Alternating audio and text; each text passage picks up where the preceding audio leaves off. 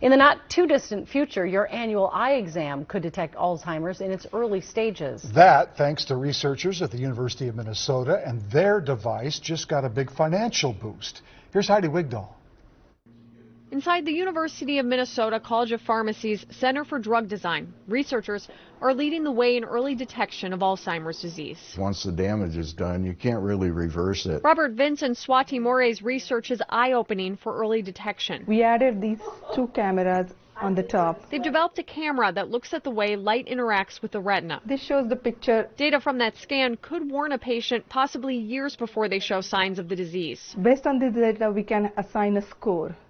And in their annual exam, if that score is changing from one year to another, maybe that will indicate that they will need some follow-up. The technology has been licensed with the company RetiSpec's in Canada, and the company recently received $500,000 from the Alzheimer's Drug Discovery Foundation. That will certainly help us validate our initial observations and move this closer to the clinic. Researchers say we could be only a couple years away from this camera being used during eye exams and when developing drugs. It can be used by pharmaceutical companies to follow the progress of their own drugs for early Alzheimer's. There's no method for them to do that right now except to wait for many years to see if something's working or not. Using our camera, theoretically, they could find out within several months whether something is working or not. A window to catching Alzheimer's early. In Minneapolis, Heidi Wigdahl, KARE 11 News.